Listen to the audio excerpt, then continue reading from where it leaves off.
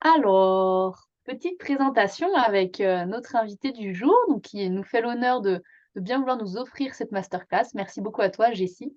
Avec plaisir. Merci de m'accueillir. Alors ça n'arrête pas d'arriver, excusez-moi. J'accueille les participants. Hop là, bienvenue, bienvenue dans la masterclass organisée par l'ESL. Donc Jessie, toi, tu es également formatrice à l'ESL. Tout à fait. Ça fait un petit moment déjà. Oui, ça fait un peu plus de 10 ans que j'interviens dans la formation de Martine. Voilà, donc Martine Orlowski qui est la directrice de l'ESL. Ce soir, tu nous proposes une masterclass. Est-ce que tu peux nous présenter, le thème, simplement? Je te laisse l'honneur de ce choix. Alors en fait, dans cette conférence, dans cette masterclass, j'avais envie d'aborder le thème de l'acceptation. En fait, vous allez un peu découvrir qu'est-ce que c'est que l'acceptation, pourquoi en fait il est intéressant à mon sens de s'intéresser à ce sujet, comment aussi l'instaurer dans sa vie. Et comment donc le renforcer par des pratiques. Et là, j'ai utilisé donc la porte sophrologique pour renforcer ce concept. Donc, Mmh. je vais proposer durant cette masterclass 2 moments où nous allons faire une pratique sophrologique. Voilà. Donc, au Top. programme, enfin, je ne sais pas si je le dis maintenant. Alors je reprends le micro entre guillemets. Heu, du coup, c'est ça, exactement, les masterclass, on en fait, de temps en temps à l'ESL. Peut-être que certains d'entre vous, vous avez déjà pu assister et le concept, c'est qu'on fait intervenir quelqu'un qui est spécialisé dans son domaine et qui a un lien avec la sophrologie et le concept, ça dure pendant 1 heure et demie et c'est une alternance de théorie et de pratique sophrologique. Voilà, alors j'admets encore des personnes, bienvenue à vous. Donc, tu es également créatrice des ailes du développement, site de formation en ligne.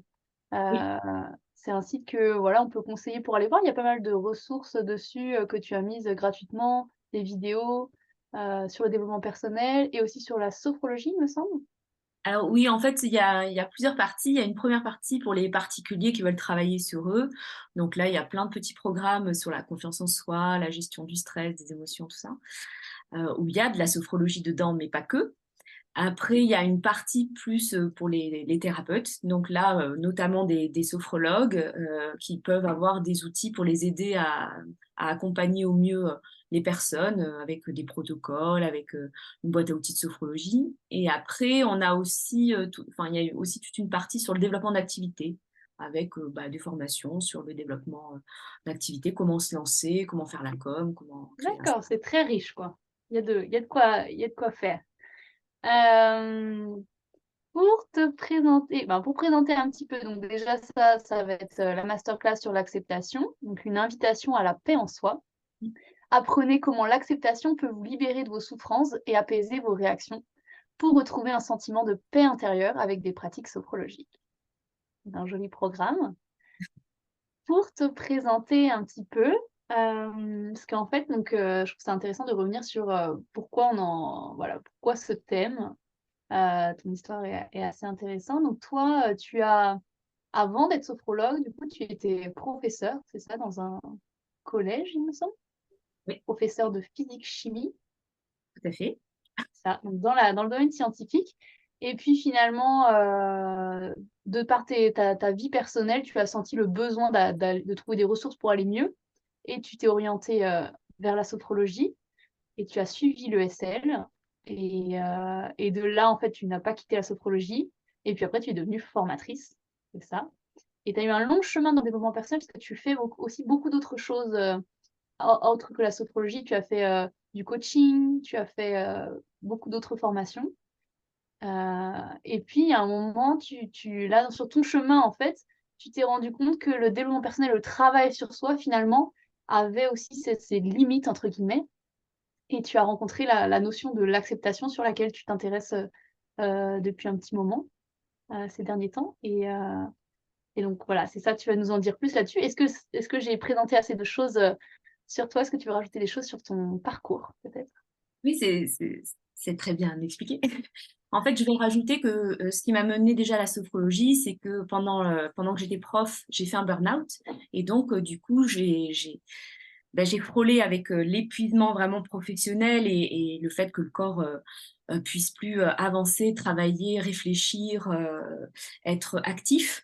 Et j'étais donc vraiment une personne qui avait du mal à gérer son stress. Et grâce à la sophrologie, j'ai vraiment appris à prendre du recul sur les situations et à gérer mon stress. Donc ça m'a énormément aidé au point que j'ai eu envie d'en faire mon métier et transmettre cet outil. Et par contre, durant mes pratiques, j'ai continué à être vraiment embêtée à certains moments avec le fait de suivre une sorte d'idéal et de vouloir à chaque fois ce que le négatif ne fasse, entre guillemets, pas partie de ma vie. Que les souffrances, je puisse les minimiser, apaiser au mieux des émotions quand elles étaient là. Enfin, il y avait toujours une idée de vouloir qu'une certaine partie de soi soit mise de côté, soit mise entre parenthèses. On apprend la mise entre parenthèses du négatif, le déplacement du négatif. Et c'est pour ça que j'ai beaucoup apprécié les pratiques sophrologiques, mais j'ai eu besoin en plus de renforcer vraiment l'idée qu'on pouvait non pas faire une distanciation avec ces éléments-là, mais plutôt pour les apaiser et vraiment ressentir un bien-être profond, c'était plutôt faire partenaire. Et c'était plutôt travailler dans cette acceptation que je vais développer un peu ensuite. Donc ça a été des recherches qui ne sont pas tout à fait sophrologiques, puisque je me suis intéressée à la psychanalyse, je me suis beaucoup intéressée aussi au bouddhisme, au stoïcisme. Donc j'ai vraiment essayé d'ouvrir à ces notions qui, elles, parlent justement de cette ouverture de la perception et du champ de la conscience. Et ça m'a aidé en fait à trouver vraiment cet élément, on va dire, final que je cherchais, c'est-à-dire à trouver une sorte de paix en soi, parce que j'arrivais à englober ces éléments et en fait en les englobant, je me suis rendu compte à quel point ils pouvaient s'apaiser. Donc ça, c'est vraiment quelque chose. Alors en sophrologie, on l'aborde quand même d'une certaine façon, et je vais en parler. Et j'ai essayé de mélanger donc les pratiques sophrologiques avec ces éléments de psychanalyse et du stoïcisme et tout ça que j'ai découvert. Voilà. Donc je Mm. vais Super. peut-être Merci développer. beaucoup. Et je pense que voilà, ça peut. Je pense que ce soir, il y a quand même beaucoup de sophrologues présentes. Et du coup, je pense que c'est toujours bien de réfléchir sur comment est-ce qu'on a appris les notions, parce que des fois, on a appris et on pratique d'une certaine manière et on oublie un autre prisme. Par exemple, on va peut-être essayer tout le temps d'aller bien. Du coup, hop, je me fais un petit exercice pour faire évacuer, enlever ce qui va pas, etc. Et du coup, je trouve ça vachement chouette que tu nous partages cette vision, toi qui as beaucoup, beaucoup pratiqué la sophrologie, de comment on peut la pratiquer un peu autrement, en fait, et pourquoi l'acceptation, en fait, peut être très intéressante, plutôt que de mettre tout le temps enlever ce qui va pas, quoi. Voilà. Alors, donc là, ça va se dérouler en deux parties, donc jusqu'à 8h30. On va vous proposer une petite pause au milieu parce que c'est bon de détendre les yeux, le dos, d'aller boire un petit coup, etc. Donc il y aura une petite pause de 5 minutes au milieu. On va la faire vers à moitié, ça fait vers 7h à 8h30, ça fait 7h45 si mes calculs sont bons. Voilà. Et donc la première partie sera sur, je vais te laisser présenter en fait, Jessie. On va faire une première partie avec de la théorie et puis une pratique à la suite. Et après, on fera la pause. Si vous avez des questions qui vous viennent sur les parties, sur la théorie, etc., pour pas les oublier, je vous conseille de les noter dans le chat. Et à la fin, on fera un moment questions-réponses. Voilà. Alors, je te laisse le micro, Jessie. Merci d'avance. Donc déjà, voilà, je voulais juste avant de démarrer la première étape, je voulais vraiment faire un petit bilan de est-ce que le sujet vous concerne. Donc, l'acceptation, à mon sens, là, ça va vous concerner si vous avez du mal à accepter ce qui vous arrive, en fait, au quotidien. Si vous sentez que vous vivez comme une injustice, en fait, de ne pas vivre ce que vous devriez vivre ou ce que vous méritez de vivre, entre guillemets, si vous sentez qu'il y a une sorte de décalage intérieur profond, en fait, entre ce que vous vivez et ce que vous devriez vivre. Donc déjà, ça, c'est un premier point important. En pratiquant tout ce que je vais vous proposer après, j'ai vraiment senti, moi, qu'au fur et à mesure, ce décalage, il arrivait petit à petit à ça se rééquilibrer en fait. Et maintenant, j'ai vraiment plus la sensation que ce que je vis, c'est vraiment en cohérence avec une intériorité. Et ça a eu cette conséquence. Après, peut-être vous avez du mal aussi à accepter les situations ou les autres personnes. Ça peut être en couple, ça peut être au travail. Peut-être vous vous sentez frustré du fonctionnement des autres, des situations. Et du coup, vous vous sentez submergé par des émotions ou des comportements vraiment imprévisibles. Vous réagissez de manière très forte et vous vous sentez un peu incapable de faire autrement. Donc ça, c'est une deuxième situation que moi, il m'est arrivé aussi de vivre et dans certaines situations, ça passait pas. Et je me suis rendu compte que grâce à l'acceptation, pareil, j'ai senti au fur et à mesure que ces comportements se corrigeaient. En fait, il y a vraiment une sorte un peu comme un soufflet, quoi, ça s'est apaisé. Donc, si vous avez des situations comme ça, vous allez pouvoir aussi, j'espère, sentir cet apaisement et cette évolution. Propose d'ailleurs, Jessie, je vous propose, si vous avez envie, dans le chat, de mettre, si ça vous dit, une situation, enfin, quelque chose avec lequel vous n'arrivez pas à accepter. Donc là, tu proposais, c'était quoi? C'était le comportement des autres, l'injustice, Par exemple, par oui, exemple. un dysfonctionnement dans votre travail ou avec avec des relations amoureuses, tout ça. Mais même si vous ne le mettez pas, de toute façon, c'est quelque chose qu'on va travailler, on va le prendre en exemple dans la pratique. Parce que comme c'est un peu personnel, peut-être vous n'aurez pas forcément envie de le partager. Mais Ouais. après, il y a Et une je trouve ça dernière. pas mal de pour vous, voilà, le conscientiser. Moi, par exemple, je peux dire ce que je n'arrive pas à accepter, c'est quand les autres vivent des émotions négatives. Ça m'insupporte, j'ai l'impression qu'ils me manquent de respect. Et du coup, j'essaye de faire tout pour qu'ils reviennent à de la joie. Voilà, donc je m'épuise à les rendre bien. Ils ont l'impression que je suis super sympa. En fait, je fais ça pour moi avant tout. Et c'est de l'énergie que je n'ai pas pour moi, quoi. Oui, exactement. Bah, ce que tu dis, c'est vraiment très représentatif de cet élément et de la correction que je voudrais apporter. C'est vraiment quand on est en lutte, en fait, contre ce qui est. En Mm. général, c'est quelque chose qui est perçu comme étant négatif pour soi ou pour les autres ou pour une situation, mais du coup, on est en lutte. On va créer une sorte d'énergie et de tension pour que ça n'arrive pas, en fait. C'est ça. Et Il y a, c'est il y a incroyable. Agnès qui... Excuse-moi, je peux te couper, Jessie, ou tu veux terminer Non, non, c'est pas grave. Alors, il y a Corinne dans le chat qui nous donne l'exemple de ne pas accepter la perte de quelqu'un aussi. Oui, ça peut Ouais, être sur des souffrances, bien sûr. les deuils à faire, etc. Et il y a Agnès qui souhaite intervenir. Bah, je me permets de juste lui ouvrir le micro. Hop, vas-y Agnès. Ah oui, merci. Vous m'entendez bien? Oui, Oui. Moi, ce qui m'est venu à l'esprit en t'écoutant, Jessie, spontanément, parce que j'ai rien préparé, donc c'est j'ai du mal à accepter mes différences d'énergie selon les jours. Et du coup, je lutte pour être dans le même niveau d'énergie au top, en fait, en quelque sorte. Et je crois que ça m'épuise encore plus.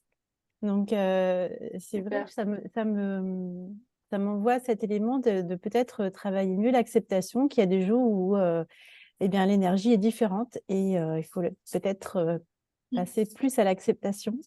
Oui, alors c'est une très bonne, très bon exemple aussi. C'est vraiment, ça peut être sur soi.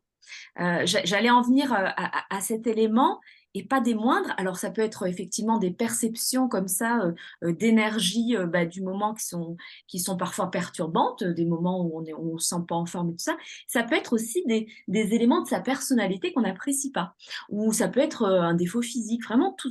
Il peut y avoir une zone d'ombre, des choses qu'on n'assume pas et qu'on a envie peut-être de pas faire apparaître ou de garder ça dans l'ombre, de gommer en fait, de changer cette partie de soi pour que finalement on n'en soit pas trop, on le subisse pas et que ce soit pas trop inconfortable pour nous. Donc ça peut être vraiment ces trois possibilités. Et c'est pour ça que j'ai résumé en fait la conférence en deux parties. La première partie, c'est sur l'acceptation, mais l'acceptation de ce qui est. Alors, ça peut être donc les situations, les personnes, peut-être des souffrances que l'on a en nous, des douleurs, des choses comme ça. Ça, c'est un peu l'acceptation de ce qui est. Et ensuite, on va vraiment zoomer en deuxième partie sur l'acceptation de soi, vraiment de ses failles, de ses faiblesses, voilà, il y aura vraiment ces deux temps, et je trouve que en fait, ils se travaillent pas de la même façon tout à fait. Donc c'est pour ça que je les ai mis en deux parties. Vous allez voir qu'en deuxième partie, c'est vraiment un peu remuant parce qu'on va aller vraiment sur des éléments de psychanalyse assez profonds, moi qui m'ont beaucoup aidé, mais qui sont quand même un peu Accroché aux ceintures ce peu soir. remuants. On s'accroche. Va falloir s'accrocher, voilà. Mais bon. C'est ça. Voilà, juste pour faire un petit point, du coup, j'avais dit on n'ouvrait pas les micros, etc. Mais je trouve ça ça va être plus sympa et comme c'est vraiment, on n'est pas non plus très nombreuses. Du coup, je vous laisse la possibilité. Par contre, sachez que si vous ouvrez le micro, vous apparaissez sur le replay. Donc, il faut que vous soyez OK avec ça. Voilà. Et si c'est possible de lever la main peut-être avant, si vous allez poser, si c'est les questions à poser, etc. Si c'est OK pour toi, Jessie. Oui, bien sûr. Ouais. Pas de souci. Voilà, donc, super programme. Alors voilà, donc la partie 1, on Donc, est partie 1. voilà, acceptation de ce qui est. Alors, on y va tout de suite. Bah, déjà, j'ai mis une petite définition. Donc, qu'est-ce que c'est que l'acceptation? En fait, être dans l'acceptation, c'est être dans l'accueil. En fait, c'est affronter ce qui est, c'est être avec l'expérience, et avec l'expérience, en fait, telle qu'elle est.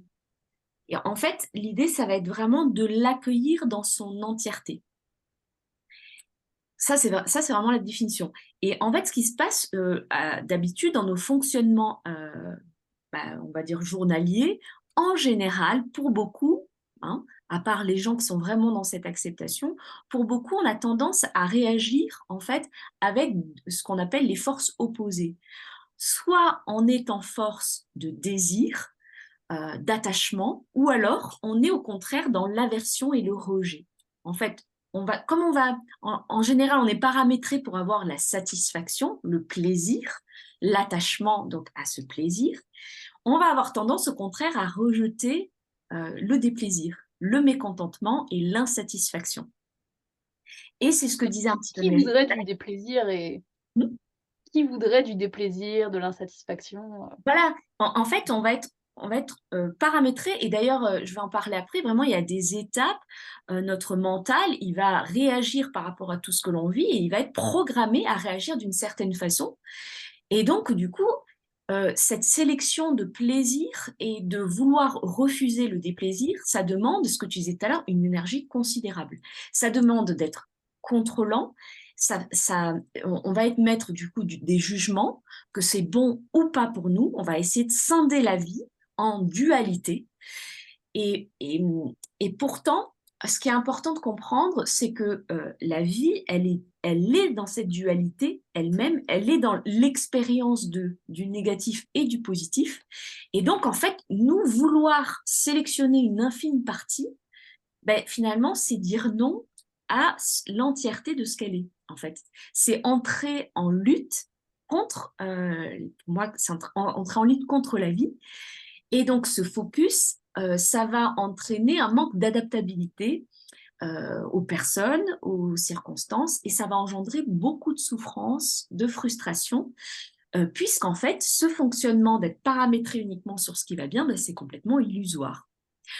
Donc, pour sortir de ce schéma, en fait, de souffrance et de sélection, il ne faut pas fermer en sélectionnant une partie attirante, mais il va falloir plutôt ouvrir.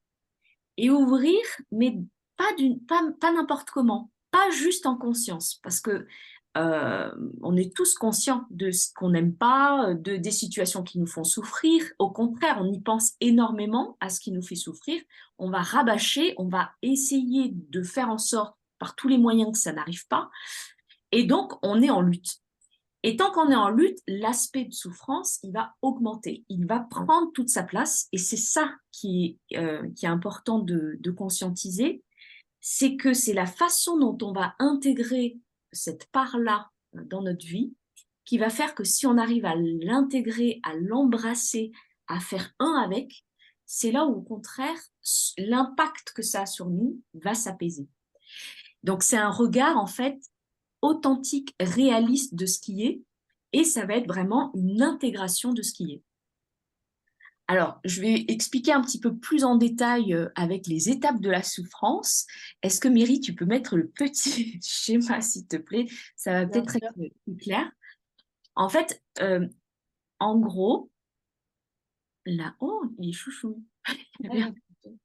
Alors, c'était celui-ci, les étapes qui mènent Oui, à la c'est ça. souffrance.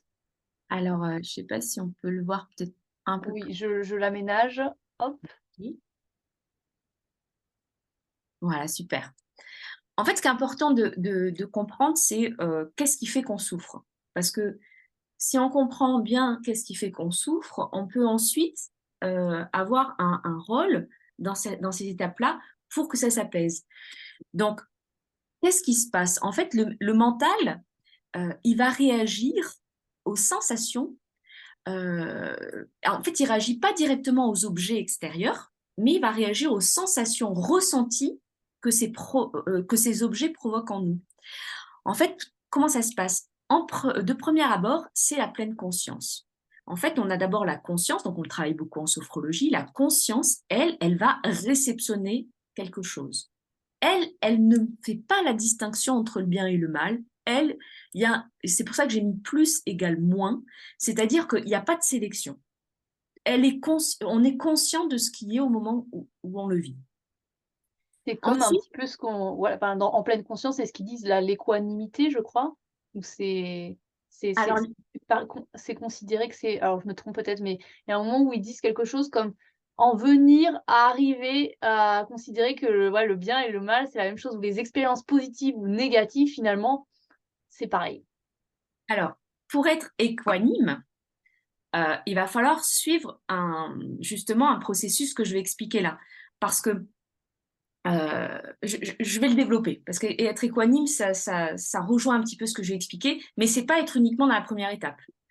Alors, en fait, ce qui se passe, donc déjà, dans notre quotidien, on a une première étape de pleine conscience. Ensuite, le mental, lui, il va diviser, il va analyser, il va séparer et distinguer, c'est lui qui fait le tri, il va distinguer l'agréable du désagréable. C'est pour ça que j'ai mis plus et différent de moins. Bon, c'était pas indifférent, mais je n'ai pas trouvé sur le clavier. Je Donc, comprends. cette fois-ci, voilà, il sépare. Ensuite, il y a la sensation. En fait, il va donner le mental, donc le cerveau, c'est lui qui va déclencher les sensations corporelles, il va amener des sensations au corps, et donc, cette analyse, elle va provoquer des sensations soit agréables, soit désagréables en fonction de ce qu'a donné le mental. Donc, si c'est quelque chose qu'il a perçu comme étant positif, il va donner des sensations agréables ou inversement. Et enfin vient la réaction. Et donc, c'est là où, si les sensations sont perçues comme désagréables, on a... alors d'ailleurs, j'ai fait l'inverse sur le schéma, ça montre bien que pour moi maintenant c'est un peu mélangé parce qu'en fait donc c'est évidemment quand on a du moins que la souffrance va arriver. À ce moment-là, on a en conséquence un comportement lié à ce qui est ressenti tiens, je suis en train de vivre quelque chose du coup qui me met en souffrance. Donc on ressent de la souffrance. Donc alors effectivement, alors tu parles de l'équanimité, en fait pour se libérer de la souffrance, comment on va faire? En fait, c'est important de comprendre qu'on peut agir sur plusieurs points. Déjà, l'idée, ça va être d'observer. D'abord, si on est dans le 4, c'est-à-dire je ressens de la souffrance ou je ressens de la jouissance. C'est pareil à l'inverse, hein. Ce que je dis, ça marche pour les deux. En général, les gens qui ont des souffrances très grandes, qui ressentent, en général, ce sont aussi des gens qui, à l'inverse, ressentent énormément de joie, une joie excessive pour des éléments. Donc, ça marche dans les deux sens. L'idée, ça va être d'arriver à prendre du recul. Donc, au départ, en fait, si on est dans la souffrance ou la jouissance, l'idée, c'est que ça va être d'être dans l'accueil de ça. Tiens, là, j'observe que j'ai une grande souffrance. J'en suis pleinement conscient et je fais corps avec. C'est-à-dire, je ne vais pas tout de suite essayer de m'en débarrasser. Non, j'accueille ça. au fur et à mesure qu'on est dans cette ouverture, en fait, ce qui va se passer, c'est que la souffrance, petit à petit, quand on va être partenaire avec, vous allez voir qu'au fur et à mesure, on va pouvoir travailler sur les éléments en amont. C'est-à-dire qu'on va pouvoir ensuite être peut-être observateur des sensations uniquement agréables ou désagréables qui sont là. Puis, on va peut-être pouvoir même observer comment le mental va sélectionner et va dire, tiens, par rapport à une situation, là, je suis en train tout de suite de juger que cette situation-là est désagréable et mauvaise pour moi. Tiens, j'en ai conscience. Et au fur et à mesure qu'en fait, on prend conscience de ces éléments, soit là, mon mental, il est en train d'orienter ma vision des choses, soit là, tiens, j'ai des sensations désagréables qui sont provoquées, soit, tiens, là, je suis en train vraiment de souffrir. Quand on est observateur comme ça, au fur et à mesure, ce qui va se passer, c'est qu'en fait, on va pouvoir déprogrammer. Au fur et à mesure que je suis conscient que là, tiens, mon mental, il m'oriente toujours vers cette réaction-là et toujours dans l'idée que ça, c'est mauvais pour moi, j'en suis consciente, j'ouvre à ça, et au fur et à mesure, le fait d'ouvrir à ça, ça va faire en sorte que je peux faire autrement. Je peux aussi faire différemment. Parce qu'en fait, je suis devenue acteur et en fait, je suis devenue observateur de ce qui se passe. Et en devenant observateur, je ne subis plus, mais j'ai la possibilité de percevoir autrement. Et au bout d'un moment, quand on est habitué à ça, on va pouvoir même être uniquement dans la première réceptivité, c'est-à-dire que finalement les éléments sont comme ils sont et je les ai tellement intégrés et acceptés qu'il n'y a plus de sélection du mental. C'est-à-dire qu'au fur et à mesure, il n'y a plus le fait que ça, ce soit négatif, donc ça m'engendre des sensations comme ça, donc ça m'engendre de la souffrance. Ça ne veut pas dire qu'on ne va plus jamais rien percevoir comme négatif, enfin, comme élément plus ou moins. Parce qu'on se dit que c'est quand même utile de, voilà, de savoir qu'est-ce qu'on préfère, qu'est-ce qu'on aime moins, enfin, à quoi ça servirait sinon d'avoir des goûts. Ouais. En fait, nos goûts, ils sont toujours là, mais ce que l'on s'interdit, c'est d'être dans la fermeture de ses goûts. C'est-à-dire dans le fait que comme j'ai des préférences, je vais tout le temps m'ouvrir à mes préférences.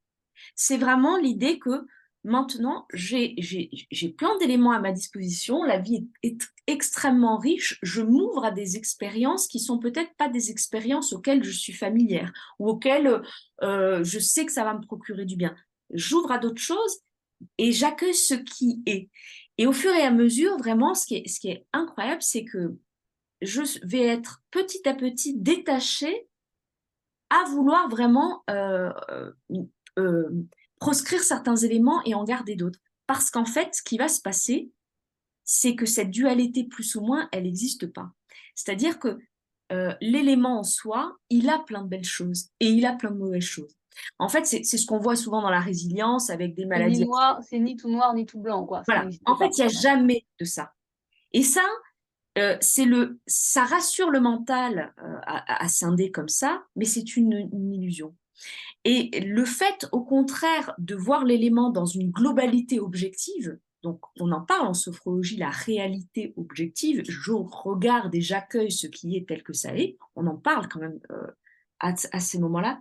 En fait, ça va faire qu'au bout d'un moment, je vais être un être humain beaucoup plus ouvert et capable de faire face à ce qui est. Parce qu'en fait, je ne vais pas avoir d'autoconditionnement, en fait, je ne vais pas avoir de réceptivité comportementale liée à un événement.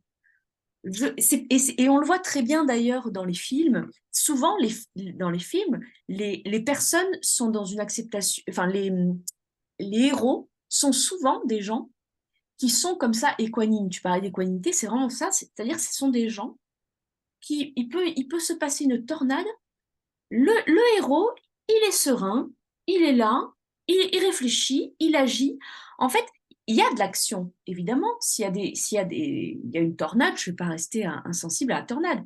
Ce qui va se passer, c'est que je vais observer la tornade et comme je ne suis pas parasitée par des réactions de souffrance ou de jouissance, des choses qui me perturbent, je vais pouvoir être plus à même à me dire, tiens là, pour ma sécurité, il faut que faut que je me protège et tout ça. Je vais C'est vrai directement que pouvoir aller plus facilement à l'action, en fait. Donc, les c'est vrai héros que sont très les épanouis. héros, c'est pas ceux qui.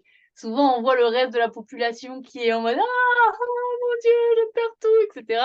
Et les héros sont là, ok, j'y Il y a vais.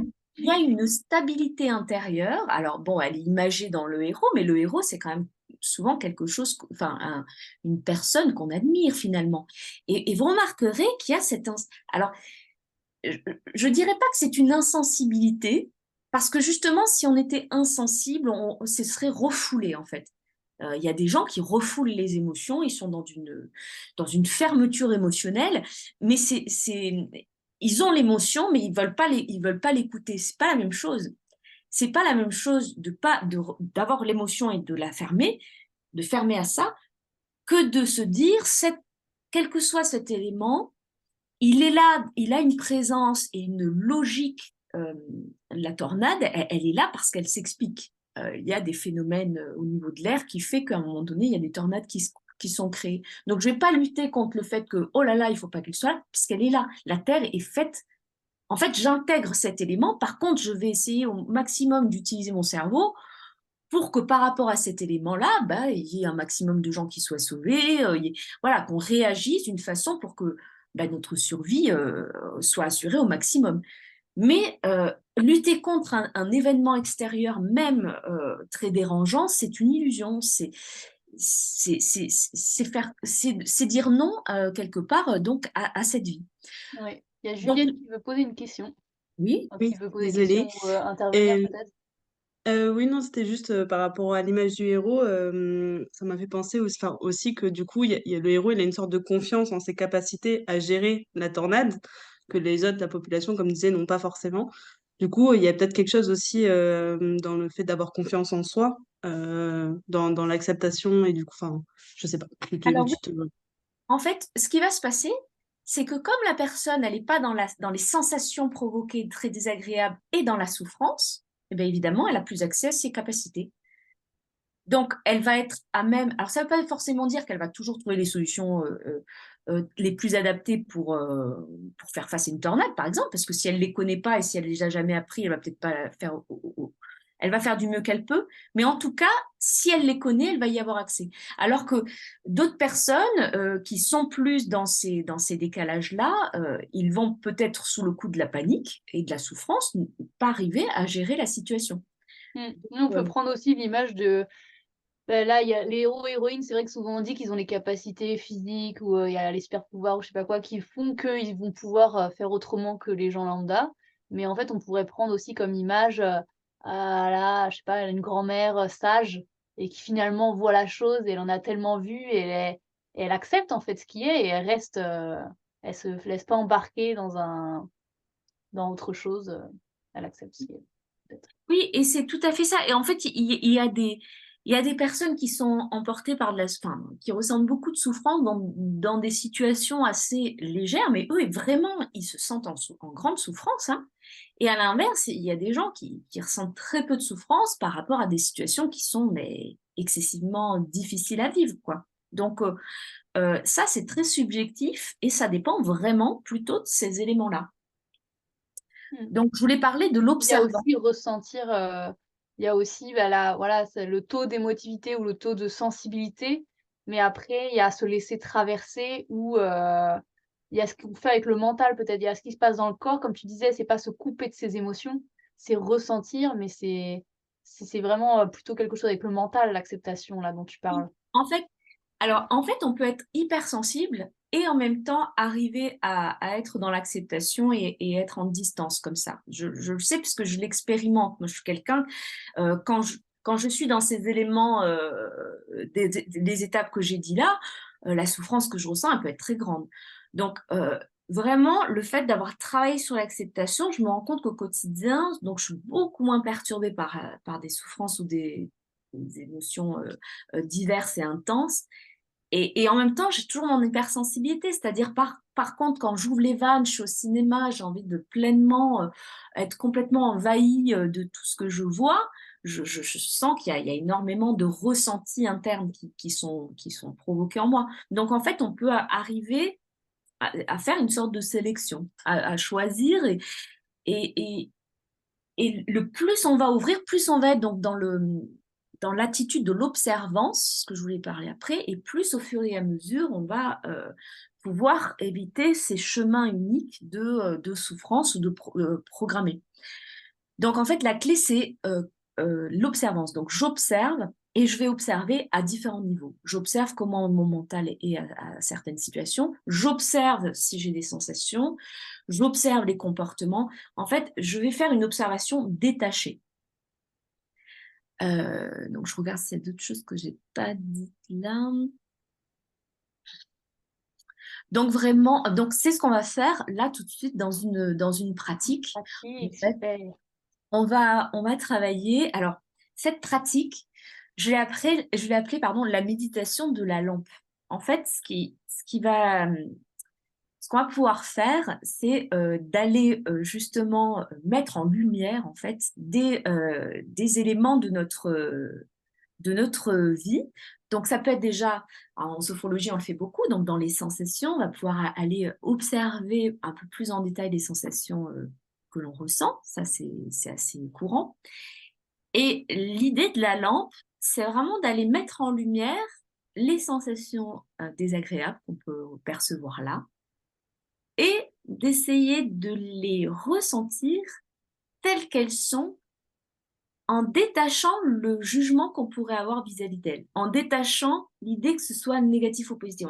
On va juste essayer de faire corps et même à ce moment-là, en fait, c'est pas qu'on va dire que c'est bien, on va pas opposer l'élément, mais on va dire que c'est là. Et on va pleinement intégrer que c'est là, en fait. Donc, on va pouvoir le faire sur les sensations qu'on observe, mais on va pouvoir le faire aussi sur différents éléments autour de nous, sur des expériences qu'on a vécues il n'y a pas longtemps, qui nous ont peut-être dérangés, des éléments en fait dérangeants donc dans des expériences ou dans des émotions qu'on a eues. Et à chaque fois, en fait, ce qu'on va faire, c'est qu'on va mettre en lumière, on va dire bonjour. On va dire bonjour à ces éléments, on va dire bonjour à la vie, au vivant. Donc ça, tout ce que je vous dis là, alors je citerai après les sources, mais ça, par exemple, c'est une vision de la méditation de Fabrice Midal que j'aime beaucoup, qui parle de dire bonjour à tout ça. Donc je vais le remanier un peu en sophrologie, mais enfin l'idée c'est vraiment d'aller dire bonjour à ça et d'aller embrasser, d'accompagner cet élément comme lui montrant qu'on lui fait une pleine présence. Ok. Voilà, donc ça va être à peu près ça. Ça va durer une dizaine de minutes et ça va être assez classique, vous connaissez. Alors, je vais faire une petite induction et pendant l'induction, justement, on ira voir ces éléments-là pour essayer de les intégrer au mieux. Voilà. Voilà, donc comme d'habitude, on vous recommande d'avoir un endroit là où vous êtes bien installé, voilà, sur votre fauteuil. Et puis on est parti pour 10 petites minutes. Quel privilège de sophronisation par Jessie, formatrice de l'ESF. Voilà. Eh bien, d'ailleurs, ça va commencer tout de suite, rien que dans la posture. Je vais vous proposer de vous installer. Alors, on dit confortablement. Ben là, je vais vous proposer de vous installer de manière la plus confortable possible pour vous.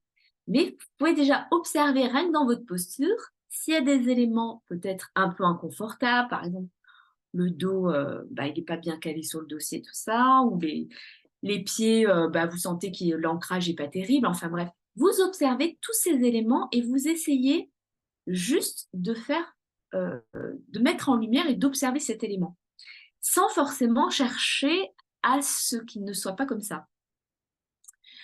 Et puis, vous allez pouvoir fermer les yeux si vous avez envie. Faire peut-être un profond soupir pour vous poser.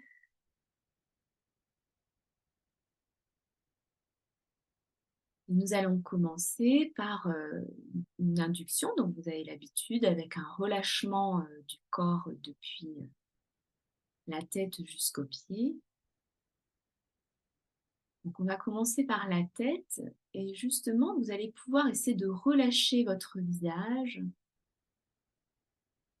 Et en relâchant votre visage, peut-être, vous allez sentir des des petits éléments présents dans votre visage qui sont peut-être un peu inconfortables. Ça peut être des crispations, tensions ou des choses inconfortables. Mais là, on va essayer vraiment d'intégrer cette sensation comme faisant partie de vous uniquement. Je vous propose de détendre donc toute votre tête, de descendre au niveau du cou. Là, c'est pareil, pour être observateur, essayez de mettre un peu plus en lumière les sensations que vous avez au niveau du cou. Et pareil, dans l'idée de voir s'il y a des choses qui vous gênent, vous pouvez observer qu'est-ce que vous dit votre mental par rapport à ces sensations. Et là aussi, c'est OK. Si on vous dit que cette sensation, elle n'est pas agréable, vous accueillez ça. On peut continuer au niveau des épaules, on peut relâcher les trapèzes. Tout au long du relâchement, observez les sensations de ces zones en les intégrant telles qu'elles sont.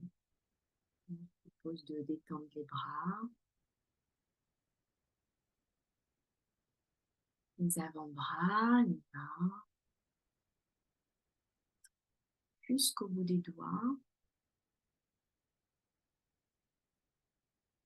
Et toujours cette lumière sur ces zones. Et s'il y a des ressentis liés à des sensations, vous les accueillez, vous êtes ouvert à ça.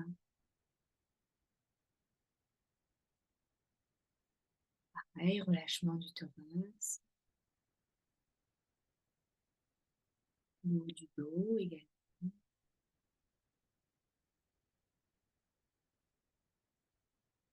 Vous pouvez descendre la région lombaire, le ventre.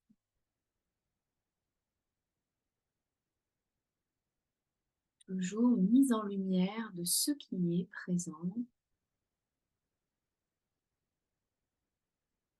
Le bassin. Et les membres inférieurs avec les jambes. Relâchez bien les jambes jusqu'aux pieds. Vous avez l'habitude de faire l'induction et tout au long de ce relâchement, observez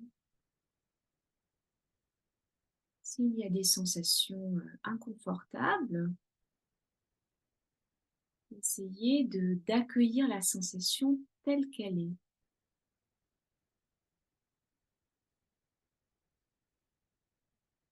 Et s'il y a donc des zones du corps qui sont peut-être un peu douloureuses, peut-être on peut aller un peu plus loin en imaginant même embrasser ces zones, intégrer cette douleur comme étant là, parce qu'elle fait partie de nous. Donc, donner sa place.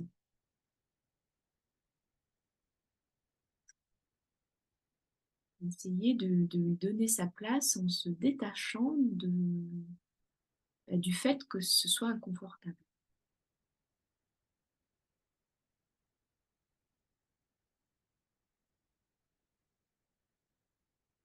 On va ensuite faire un peu la même chose par rapport à une situation. Alors, vous pouvez prendre une situation qui est un petit peu inconfortable pour vous, quelque chose qui vous a un peu perturbé ces derniers jours, ces dernières semaines, peut-être quelque chose de plus important, prenez ce que vous voulez. Et là, c'est pareil, essayez d'ouvrir cette situation en étant dans la pleine ouverture, en lui disant bonjour à cette situation, elle est là, en accueillant donc cette situation telle qu'elle est et en l'intégrant pleinement comme faisant partie de vous, de votre vie, de ce que vous avez vécu ou de ce que vous vivez peut-être encore en ce moment.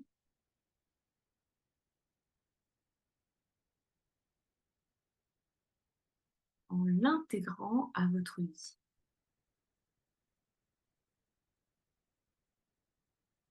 Même si elle provoque peut-être des choses compliquées dans votre vie, elle est là. Et comme elle est là, on lui fait pleinement une place.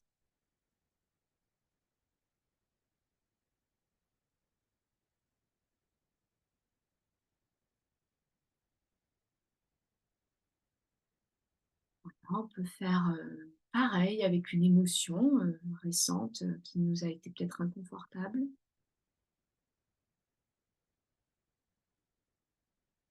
Là, c'est pareil, vous pouvez peut-être ressentir à nouveau cette émotion, ou repenser la situation dans laquelle vous avez eu cette émotion, et pareil, essayez d'ouvrir, d'être dans la pleine réceptivité du fait d'avoir eu cette émotion.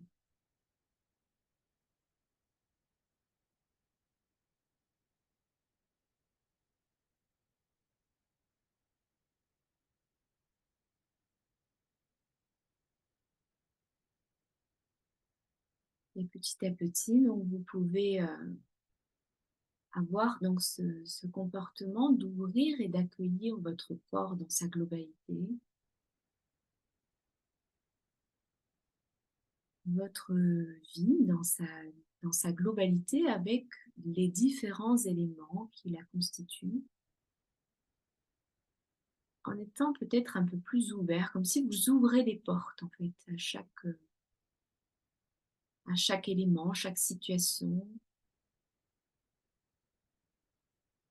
Vous essayez de les intégrer, de leur faire une place.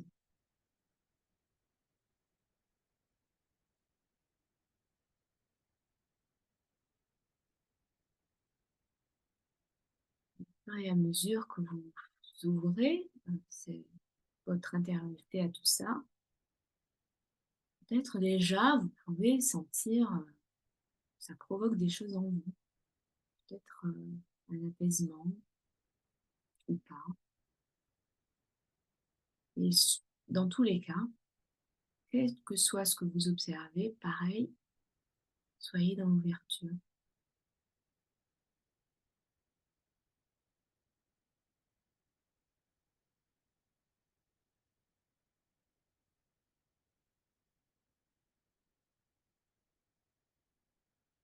Je vous propose encore quelques instants d'observation pour vous laisser donc parfaitement imprégné de toute votre vie, de tout ce qui est dans vos sensations, dans les émotions que vous avez vécues, les situations compliquées et tout ça. Essayez de vous imprégner de tout ça. Et vous allez pouvoir rester donc dans cette idée de rester accompagnant de tout ça. On n'a rien à faire, on n'a qu'à intégrer et accompagner ce qui est, à dire oui en fait à tout ce qui est. À dire oui avec l'authenticité de notre vie.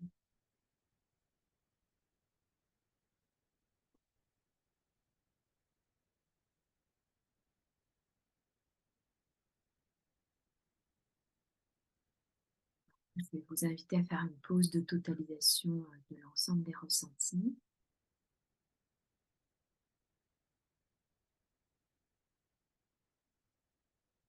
Et quand vous êtes prêt à faire une reprise, je vous invite à, comme d'habitude, bouger les extrémités de votre corps.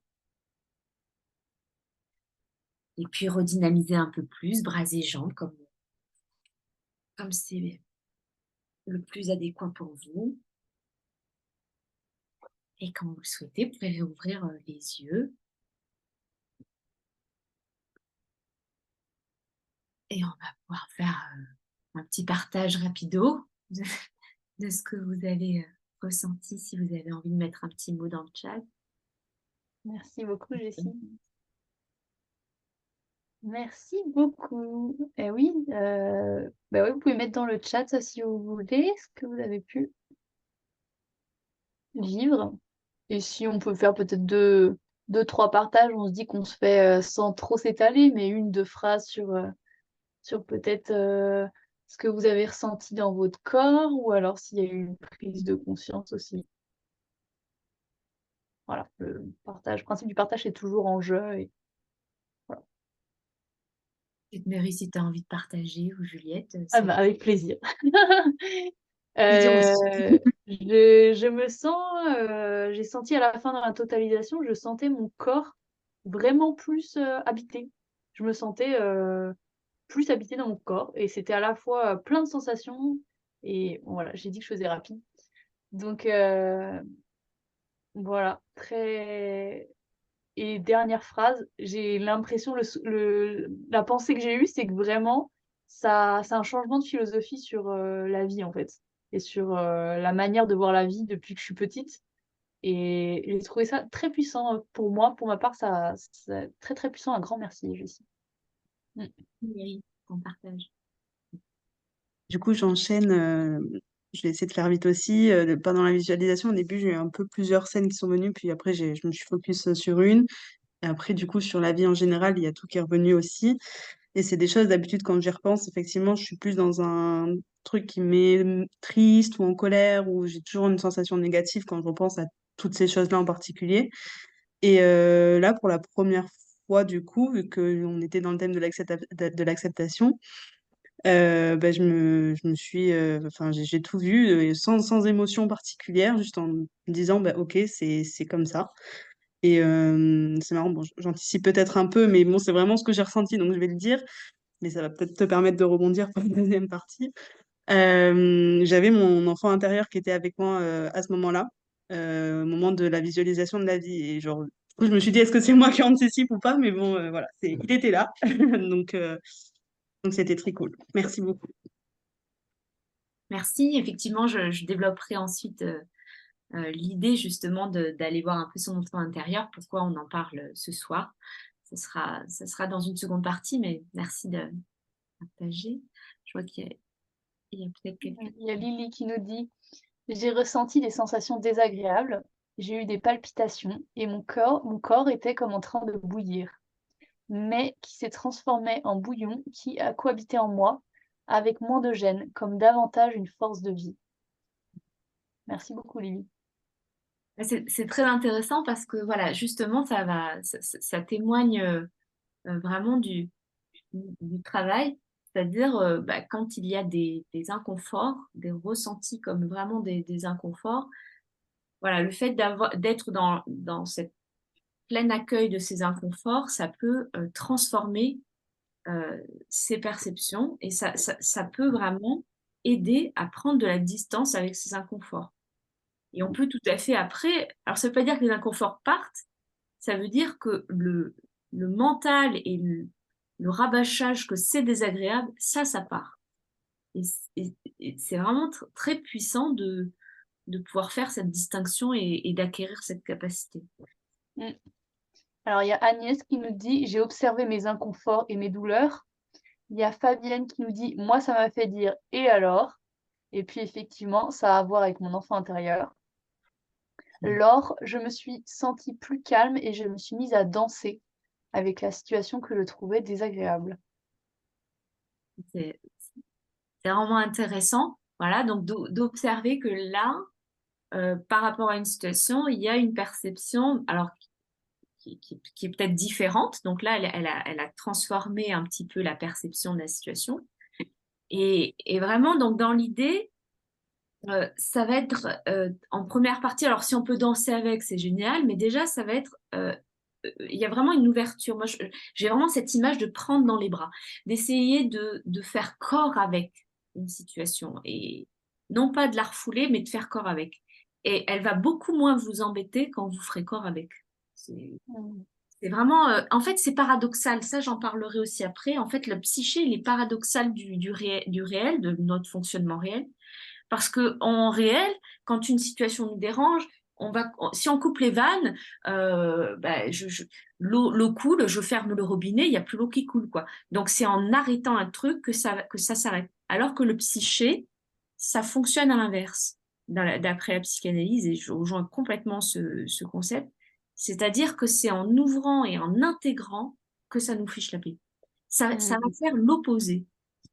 Super. Il y a aussi Agnès qui nous dit: «J'ai observé mes douleurs, nombreuses aujourd'hui dans mon corps, juste les observer. Maintenant, je ressens de la légèreté.»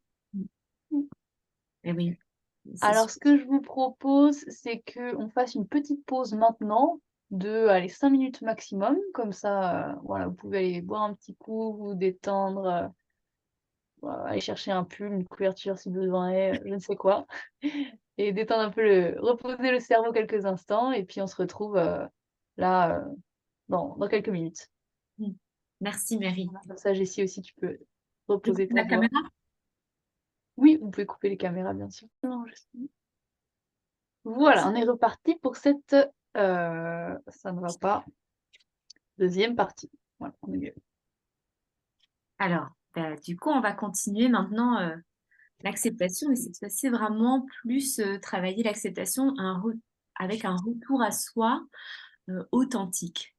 Donc là, en fait, je voulais mettre un peu en lumière ce que j'observe pas mal autour de moi, c'est-à-dire des personnes qui sont en décalage vraiment avec elles-mêmes, qui ont une sorte de quête d'un moi identitaire illusoire, euh, une personne qui serait parfaite, qui serait impersonnelle.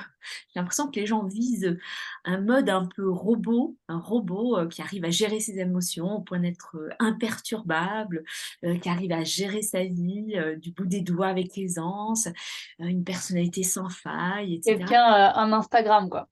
Un Instagram Voilà, vivant. je trouve que dans les réseaux sociaux, ça s'envahit de ça, quoi. C'est le fléau vraiment de notre société actuelle, et tout le monde cherche quelque chose d'assez impersonnel et parfait. Et en fait, ce fonctionnement généraliste, en fait, pour moi, ça peut pas fonctionner parce qu'en fait, chaque être humain est différent dans sa personnalité, dans son vécu, dans ses croyances, dans ses expériences et tout ça. Donc, en fait, il peut pas avoir un chemin protocolaire unique, puisque finalement, se sentir parfait, tout ça, parce qu'en fait, c'est des matrices qui vont le rassurer, c'est des matrices extérieures qui rassurent, qui permettent en fait de survivre, on va voir, qui sont dictées un petit peu par ce qui semble être bon pour la personne, et donc elle cherche ça. Mais en fait, c'est de la survie, mais c'est pas de la vie. Puisqu'en fait, elle va se couper de l'être humain qui est en elle, avec toute cette complexité, cette richesse, cette diversité qui la constitue. Elle va s'en couper, et au point que tout le monde se ressemble un petit peu sur les réseaux sociaux, avec une sorte d'idéalisme, un peu de vie et de physique qui m'effraie beaucoup, quoi. Donc, en fait, ce qui se passe, c'est qu'un être humain, quand il n'est pas épanoui, quand il a vraiment des souffrances profondes, il est décalé avec ce moi évolutif qui est sain. Pour moi, j'appelle ça vraiment un moi évolutif sain. Et ce moi évolutif qui est sain, c'est un moi évolutif dans lequel il évolue en paix, dans lequel il se sent aligné avec ce qu'il est, ce qu'il fait. Il est en congruence, hein.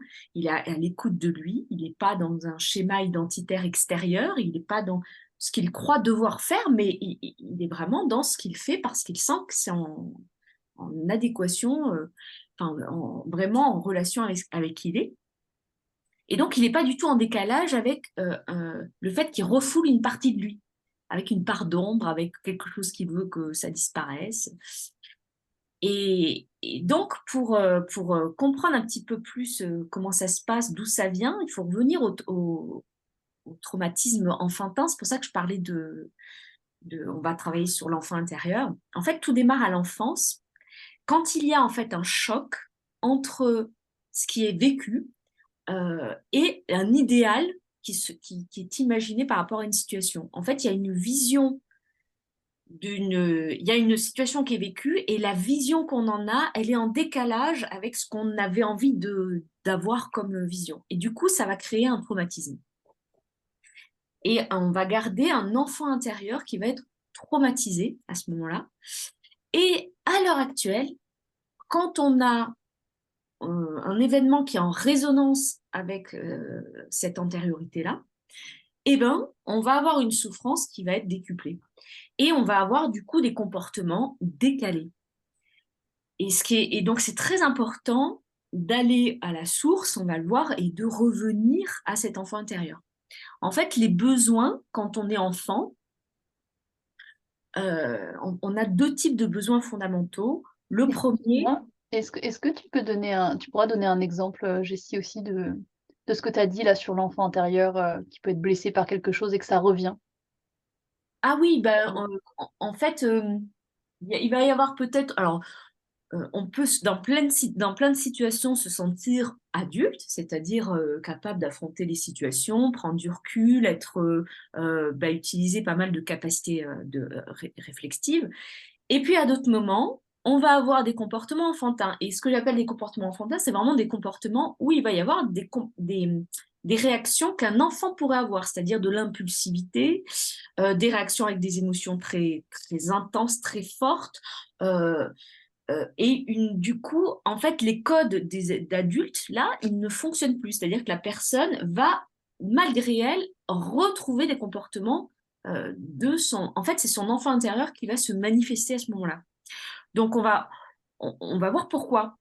Par Déjà, exemple, ça pourrait être quelqu'un qui n'est pas choisi pour participer dans il y a une journée d'équipe dans son travail et il est choisi le dernier pour faire partie d'une équipe. Et là, ça refait revivre une blessure de rejet de l'enfance, par exemple. Et là, il va peut-être se mettre à d'une grande tristesse, etc. Alors que c'est disproportionné par rapport à la situation, qu'en fait, c'est simplement que c'était le dernier à pouvoir être choisi et qu'avec un regard d'adulte, on se dit que non, il n'y avait pas, mais ça vient le toucher. C'est un truc comme ça que tu expliques? oui. Alors, il faut faire un peu attention parce que si ce sont juste des blessures, les blessures, on peut les réparer sans faire l'enfant intérieur. C'est-à-dire, là, tu parles du rejet. euh, c'est quelque chose qu'on peut travailler. Alors, on peut le travailler avec l'enfant intérieur, mais on peut le travailler aussi d'autres façons. On peut déprogrammer des choses. Là, vraiment, ce qui va être important, c'est de regarder les besoins. En fait, il y a des situations où l'enfant, il n'a pas eu des besoins fondamentaux qui sont soit de la nourriture affective, donc euh, en fait, il a besoin de recevoir de l'amour et il a besoin aussi de se sentir en sécurité. Quand il y a un de ces 2 éléments qui est, qui est pas ressenti dans une situation donnée de façon suffisamment intense, l'enfant va garder donc en mémoire traumatique le fait qu'il a manqué de ça, qu'il a été en carence. Et ça va développer en fait ce qu'on appelle la dépression infantile précoce, c'est-à-dire que il va y avoir une partie de soi, comme il y a eu un manque, il y a une carence à ce moment-là, ben, il y a une partie de soi qui va rester inanimée en fait, qui va rester en, dans le vide, en deuil, parce que du coup, elle a manqué de ces éléments. Et donc, du coup, il va y avoir une carence affective ou sécuritaire que l'on va chercher à combler par l'extérieur.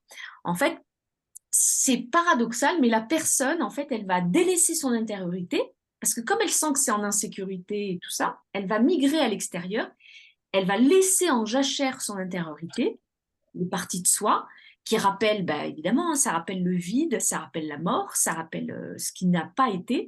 Et donc, on va pas du tout regarder ça et on va au contraire tout le temps essayer de remplir. Donc, c'est pour ça que la plupart des gens s'occupent énormément leur quotidien. Il y a beaucoup de voyages, de consommation en tout genre, du sport à outrance, toutes les addictions.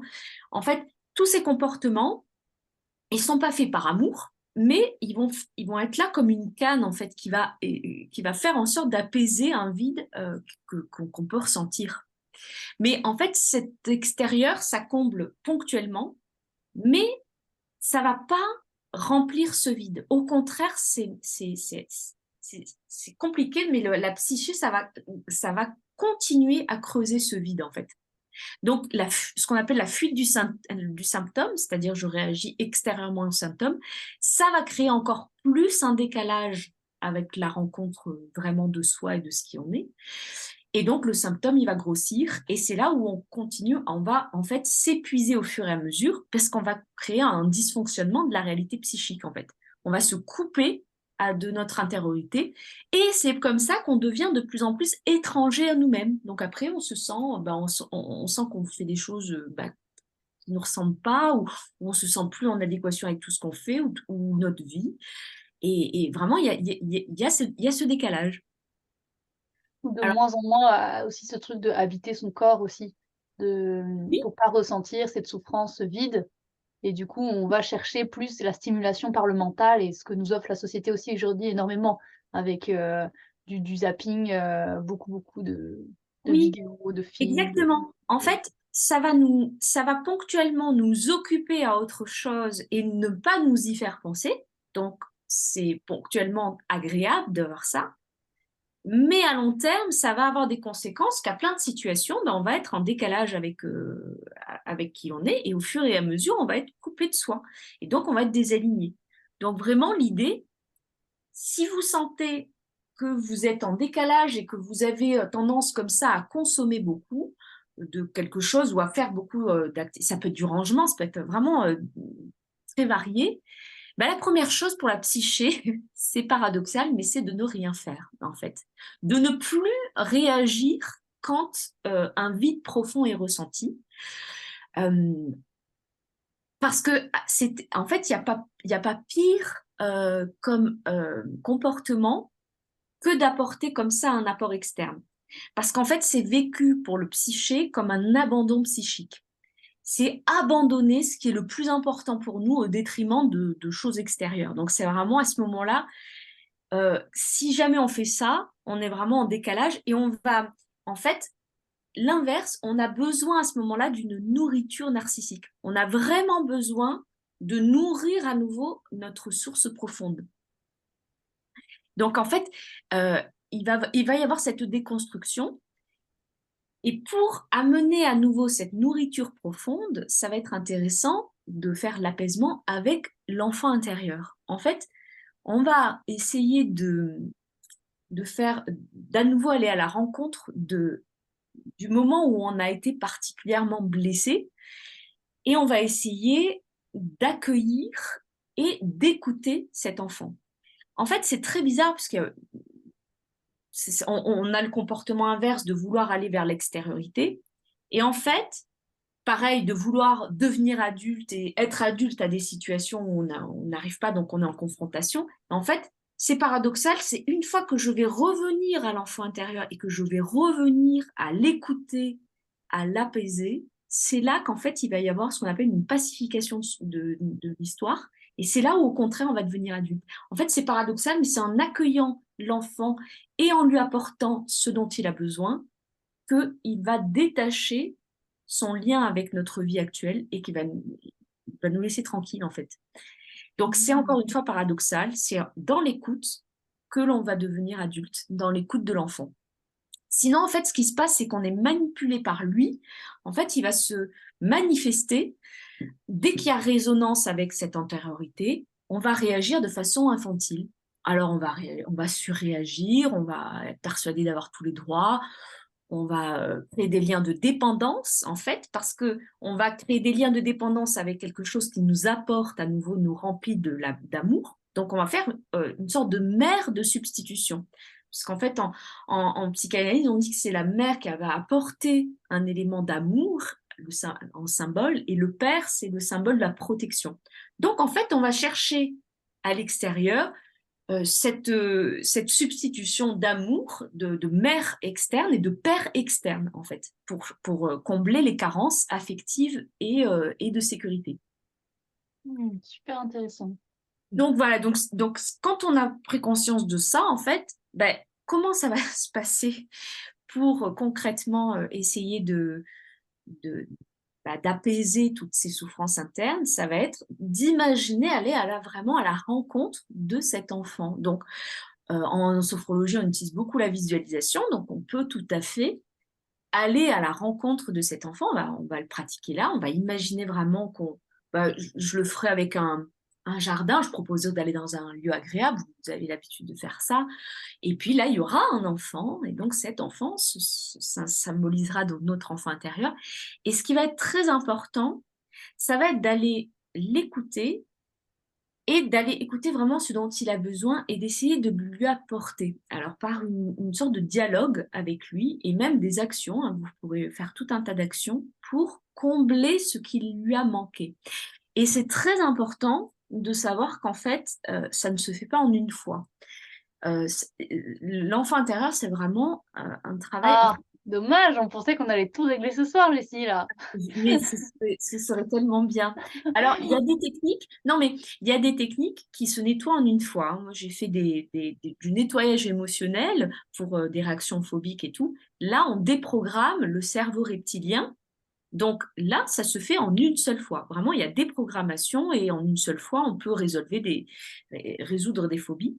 Là, l'enfant intérieur, en fait, il va se manifester. En fait, il y a eu beaucoup de carences. Peut-être dans votre enfance, il y a eu plein de situations dans lesquelles vous avez manqué vous avez eu des besoins vraiment qui n'ont pas été assouvis et ça a créé des traumatismes. Et c'est important d'aller revenir à cet enfant intérieur au quotidien, parce que déjà, vous allez pouvoir combler comme ça, apaiser ce dont il avait besoin, et du coup, ça va vous foutre la paix maintenant.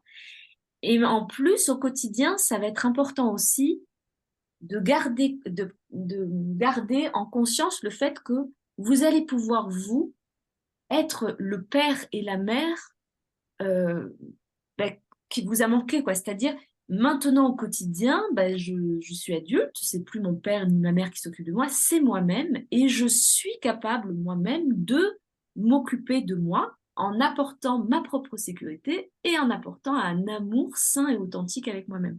Donc ensuite, c'est vraiment une sorte de- d'habitude de s'apporter cette sécurité et cet amour personnel. Alors pour certains, c'était très facile, pour d'autres, moi c'était vraiment compliqué pour moi de m'apporter vraiment un amour sain. Et je vois que au fur et à mesure, j'y pense et j'essaye vraiment d'être voilà, comme un parent avec moi-même. Et bien ça a vraiment changé mes perceptions et ma façon de me nourrir, de faire des activités. Je suis vraiment beaucoup plus dans l'observation est-ce que ce que je fais, c'est sain pour moi ou pas, quoi. Et il y a vraiment à nouveau ce lien qui s'est créé à nouveau. Et pour faire ça, j'en suis passée par un moment où je suis allée voir mon enfant intérieur et je l'ai fait quelques fois en séance. Donc, je vais vous inviter, s'il n'y a pas de questions, à pratiquer aussi, vous, cet élément. Puis s'il y a des questions, je peux les prendre en cours de route. Voilà. Ah ben, Fabienne dit pour s'en distancer, il faut lui donner sa place. C'est exactement ça. C'est, c'est exactement ça. Moi, j'avais entendu il y a quelques années juste pratique de l'enfant intérieur. Je n'étais pas plus intéressée que ça. Je me suis dit, qu'est-ce que c'est que ce truc? Je suis assez cartésienne, donc je me suis dit, ça va pas du tout m'aider. Oui, Et on en se fait, dit, il n'existe plus, je suis plus un enfant, voilà. ouais, puis je me suis dit, bah, c'est un peu bizarre, un enfant à l'intérieur de soi. Enfin, j'arrivais pas, en fait, à me dire que ça pouvait vraiment avoir cet intérêt. Et en fait, c'est, j'ai vraiment une perception très différente maintenant de ça, parce que c'est une façon géniale, en fait, d'avoir accès à l'inconscient. C'est vraiment une façon de pouvoir symboliser un élément de notre psyché, de le visualiser comme ça, et de pouvoir interagir avec pour le mettre en paix. Ben, c'est fabuleux, allons-y. Peu importe la voie, tant qu'elle est saine pour nous, même si c'est un peu étrange, moi, maintenant, je dis oui. Voilà, avant, j'étais un peu sceptique. Voilà, Super. donc ouais. Si vous avez envie, vous pouvez aussi faire l'expérience de ça quelques instants. Si vous l'avez déjà fait, c'est l'occasion d'aller encore apporter et nourrir cet enfant avec ce qui manquerait encore pour vraiment arriver à vous sentir plus apaisé. Donc, je vais vous inviter à vous installer à nouveau sur votre chaise, Pas confortablement. comme, comme c'est possible, en tout cas pour vous. Voilà, faites au mieux et observez s'il y a des inconforts. Vous pouvez fermer les yeux. Bon, je vous laisse quelques minutes faire une induction. Alors, peut-être avec quelque chose que vous aimez utiliser. Ça peut être un élément visuel, comme une sorte de plume qui viendrait sur votre visage et sur tout votre corps pour le relâcher. Ça peut être par les points d'intégration. Faites une petite induction comme il vous est confortable pour vous. Et Tu peux parler un petit peu plus fort, hein, Jessie. oui, bien sûr, je vais rapprocher l'ordi.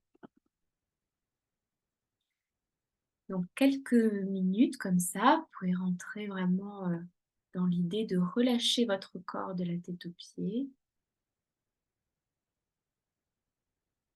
en utilisant donc une porte d'entrée d'induction qui vous est familière.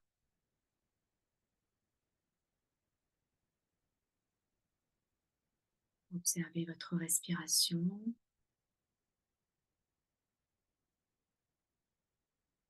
Sentir les points d'appui du corps sur la chaise.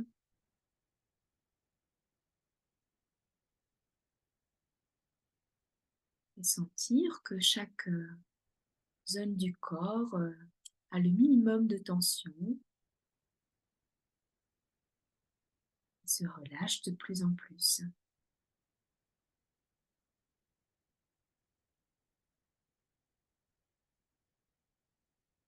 Et je vais vous inviter à laisser venir un lieu agréable. Alors ça peut être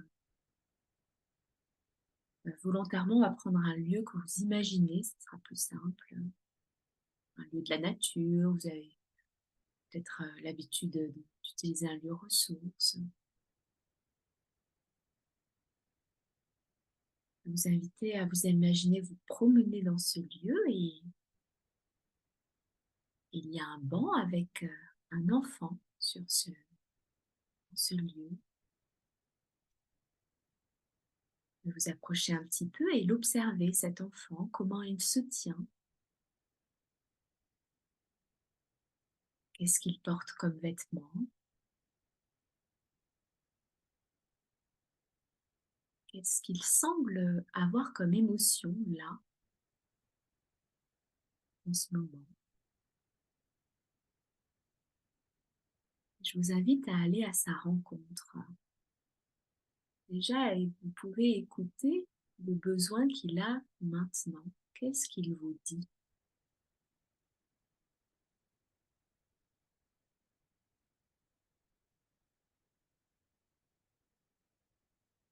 De vous rendre compte que cet enfant, en fait, c'est votre enfant intérieur. C'est l'enfant que vous avez été. Et peut-être que là, à sa rencontre, il est plutôt joyeux ou assez neutre émotionnellement. Mais il peut déjà aussi avoir une émotion et vous parler d'un besoin qu'il a eu, qu'il ressent. Et en tant qu'adulte, vous pouvez lui parler, peut-être le rassurer,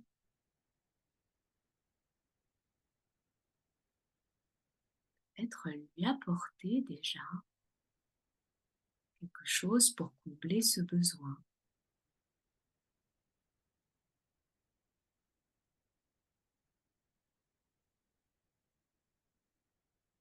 Peut-être si c'est un besoin d'amour, vous pouvez le prendre dans vos bras, le consoler ou être présent avec lui.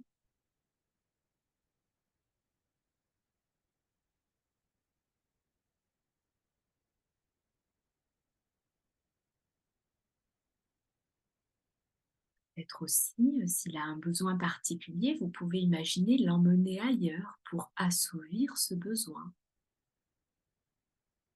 faire quelque chose avec lui.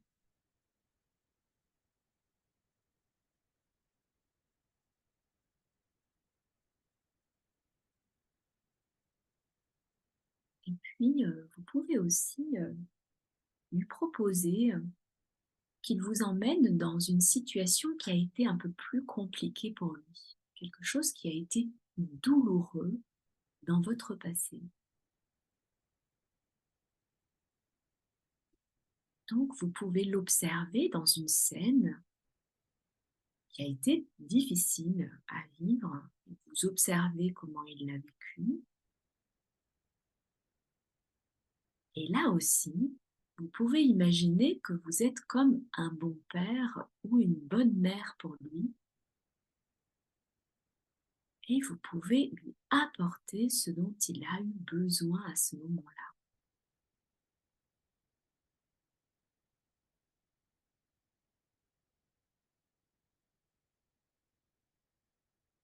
Peut-être vous allez lui proposer de quitter la scène, de l'emmener ailleurs.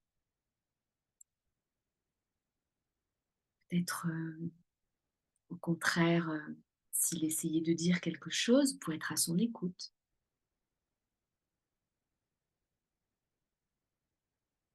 Peut-être s'il n'a pas pu faire quelque chose, vous pouvez lui proposer de le faire avec lui.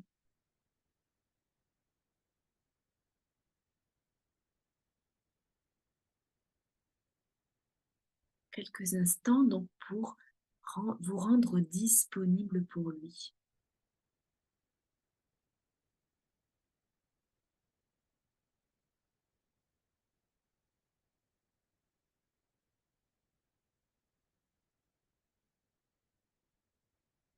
Ensuite, vous pouvez imaginer à nouveau que vous êtes avec lui dans le lieu agréable, sur le banc.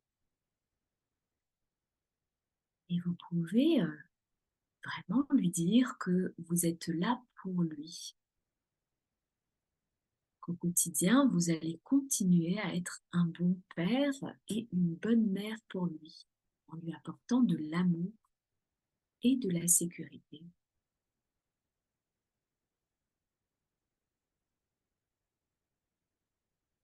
De temps en temps, vous irez à sa rencontre en visualisation pour lui apporter peut-être des besoins encore combler, des besoins auxquels il a manqué, et que vous serez là pour lui.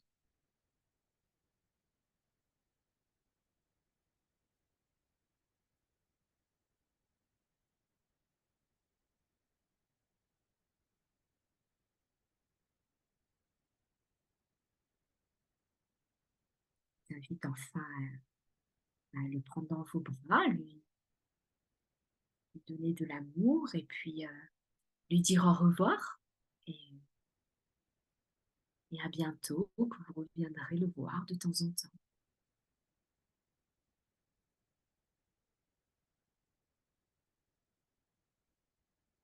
Et ensuite faire une pause de totalisation de vos ressentis, peut-être revenir à les sensations corporelles avec les points d'appui sur la chaise. D'accueillir quelques instants ce que vous ressentez.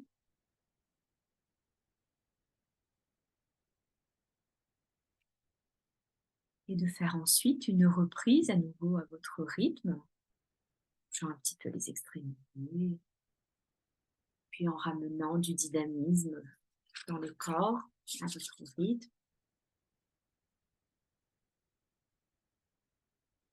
Faire quelques petites frictions et puis quand vous le souhaitez, vous pourrez réouvrir vos yeux.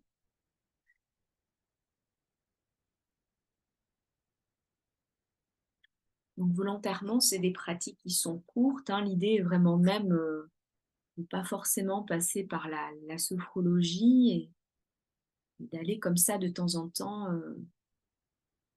par la pensée, en fait, imaginer retrouver cet enfant et lui apporter des éléments comme ça. Donc ça peut être vraiment à tout moment dans la journée, quand vous sentez que ça fait écho à des choses un peu intérieures. Je vais vous laisser écrire si vous avez envie de partager. Merci, Jessie. Alors, Mary, comment tu t'es sentie? Alors, après, c'est personnel, donc si tu n'as pas envie d'en parler, comme en sophro. Non, c'est surtout aussi que peut-être je voulais laisser la possibilité à à d'autres de s'exprimer à l'oral s'il y en a qui ont envie. Voilà, c'est une chance de pouvoir. Mais après, c'est vrai que vous serez dans le replay. Alors, Agnès, je t'en prie. Comme tu viens de dire que je vais être dans le replay, du coup, ça m'a remis. Ah, t'es pas obligé, hein. Non, pardon, parce que j'avais envie de mettre un petit peu d'humour. Parce que ça a été une expérience très forte pour moi. Jessie, je te remercie pour cette pratique. Effectivement, c'était mieux qu'elle soit courte parce que je suis partie dans quelque chose d'assez difficile personnellement. Mais j'ai trouvé l'exercice particulièrement intéressant. Je n'avais jamais conversé ainsi avec mon enfant intérieur. Et ça m'a vraiment beaucoup plu, en fait, de lui apporter de la consolation, de lui permettre de dire des choses qu'elle n'a pas pu dire, de réagir différemment. Donc, ça a été beaucoup d'émotions pour moi parce que j'ai vécu je me suis replongée dans 2 situations précises où c'était vraiment difficile. J'ai trouvé cet exercice très intéressant. Je le referai. Enfin, il faut être un petit peu accompagné, pas seul, je pense. Merci beaucoup pour ce partage, Agnès. Et effectivement, oui, ça peut être quelque chose d'assez remuant parce qu'on va vraiment Mm. sur des éléments qui ont été complexes. Et c'est paradoxalement ce qui va plus facilement apaiser. Vous m'entendez? Oui, Oui, Latifa. Oui. Bonsoir. Bonsoir. C'était pour vous dire merci, parce que vraiment, ça m'a fait beaucoup de bien. C'est vrai que j'écris, et là, pour une fois, ben, de pouvoir le visualiser et parler à mon enfant intérieur, ça m'a fait du bien parce que ça m'a ramené à un moment difficile de mon existence quand j'ai perdu ma mère. Et c'est vrai que bah, c'était dans ce lieu, en fait. Et c'est vrai que c'était vraiment particulier, et merci. Merci. merci Voilà. beaucoup. Merci de ton retour, Latifa. C'est chouette de pouvoir exprimer en live à Jessie aussi notre gratitude. C'est Je trouve gentil. ça chouette. Je crois qu'il y en a qui ont mis dans le chat, non? Juliette, elle a mis. Oui, tout à fait, ouais. Non. Alors, Juliette qui nous dit. Ah non, il y a eu Lily. Oui, Lily d'abord qui a exprimé. Je me suis sentie en sécurité, une sensation de chaleur. J'ai senti une connexion avec mon enfant intérieur et un soutien agréable malgré les souvenirs difficiles. Merci Lily. Oui, c'est intéressant aussi le mot soutien. C'est vraiment ça. C'est vraiment l'idée que l'enfant, il a été un peu bousculé et vraiment démuni. Et là, on accompagne avec un soutien. Et le fait d'accompagner avec un soutien, hop, au niveau de la psyché, ça va amener ça va combler en fait ce qui manquait. Et du coup, ce qui était au passé, ben, va pouvoir rester au passé et ne plus nous embêter maintenant. Hmm. Il y a Juliette qui nous a dit après, merci. L'enfant au début était seule, triste et un peu vide en ressenti. À la fin, elle avait un grand sourire et se sentait plus remplie de tout ce qui me manquait. Marrant, marrant pour moi que cette séance tombe maintenant, car ça résonne beaucoup avec ce que je travaille en ce moment. Donc vraiment, c'était un magnifique exercice, petit cœur. Tant mieux. Et Fabienne qui nous dit ensuite, moment très fort en allant voir sa souffrance, en la reconnaissant. Ça l'apaise, ça nous apaise et ça nous répare. Pratique très intéressante, mais il faut un accompagnateur à se préparer pour ça. Merci beaucoup, Jessie. Alors c'est vrai que ça, comme c'est très déroutant, ça peut susciter des choses bah, qui ont besoin d'être accompagnées aussi par une personne, hein. Donc après, effectivement, c'est des éléments que vous pouvez faire tout au long d'un suivi. D'ailleurs, ça peut être proposé en psychanalyse et tout ça. Mais bon, on peut quand même aussi avoir accès à ça et s'en servir personnellement. Ça, ouais. Et puis c'est vrai qu'il y a eu des fois dans les mardis sophrologie des sophrologues qui proposaient des choses en lien avec aller voir l'enfant intérieur. Donc c'est vrai qu'on peut mêler les deux. On voit bien, bah là, c'est ce que tu viens de faire, en fait, et ça marche bien, quoi. Et vraiment, donc, au quotidien, il y a vraiment deux attitudes, je trouve, à garder pour vraiment poursuivre cette acceptation et vraiment s'ouvrir à une sérénité, une paix absolument tellement précieuse, à mon sens, vraiment. C'est vraiment d'être dans cette ouverture. Je m'ouvre aux situations, je m'ouvre à ce qui est, je ne ferme plus, je bloque plus, j'accueille. Et comme j'accueille, ça va estomper toutes ces souffrances et ces comportements ensuite qui peuvent être désagréables. Et la deuxième chose, c'est quand je sens que je suis en compensation externe, quelle qu'elle soit, je regarde la télé, je bouffe les bonbons, je fais des trucs, et en fait, je sens que là, je suis en décalage avec ce que j'aurais vraiment besoin de faire. Je stoppe ce que je suis en train de faire et je reviens à une intériorité. Je reviens j'écoute vraiment, je suis une mère, une bonne mère ou un bon père pour moi, je m'apporte quelque chose de sain, de l'amour, de quelque chose qui me sécurise. Et si je sens que vraiment je suis très en souffrance avec un élément, je peux me poser la question, est-ce qu'il n'y a pas dans le passé un traumatisme où j'ai aussi manqué de ça? Tu parlais du rejet, est-ce qu'il n'y a pas un moment où je me suis sentie vraiment rejetée? Si c'est le cas, je ferme les yeux, j'imagine mon enfant intérieur où je me sentais rejetée et je lui apporte le fait que maintenant je suis là, que maintenant on est tous les deux et qu'on va pouvoir ensemble affronter la vie et il n'est plus rejeté ou tout seul ou abandonné ou etc., etc., parce que vous êtes avec lui.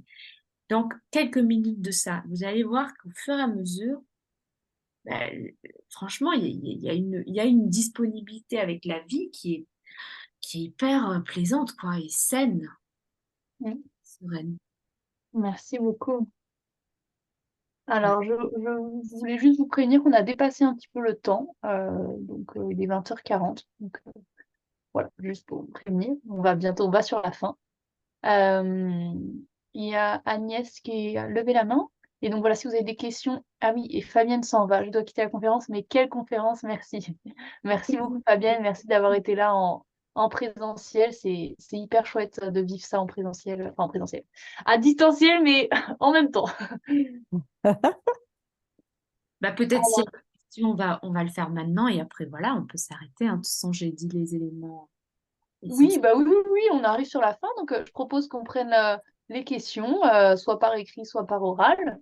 Et puis, parce que je pense que, voilà, en live, merci Juliette.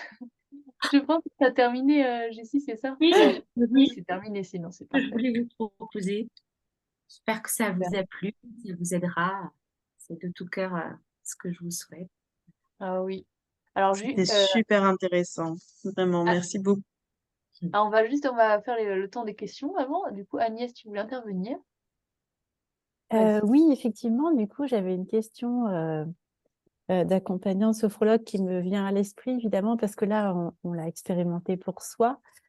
Je suis encore un peu secouée d'ailleurs. Euh, on me vient la question suivante en tant que sophrologue. Évidemment, ce sont des pratiques qui peuvent être proposées, mais je pense avec certaines précautions. Est-ce que toi, tu as pratiqué ce genre d'exercice, d'aller converser avec l'enfant intérieur en allant chercher les situations, enfin, oui, forcément, on va chercher des situations où l'enfant intérieur a besoin d'être aidé. Alors, en fait, Et quels seraient les préalables ou les précautions peut-être voilà, pour ensuite pouvoir aussi accompagner ce qui est ressorti et peut-être aussi les débordements. Enfin, bien sûr.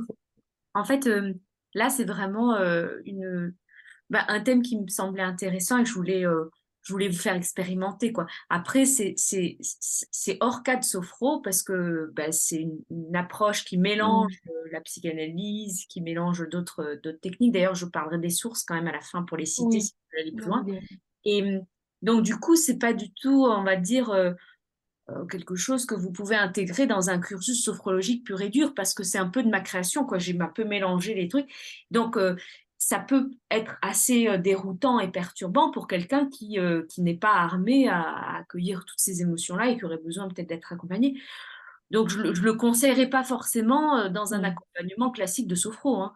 Là, je voulais faire cette masterclass parce qu'il m'est venu quand même ce lien entre des difficultés qu'on peut avoir à l'heure actuelle et des solutions que ces techniques-là proposent.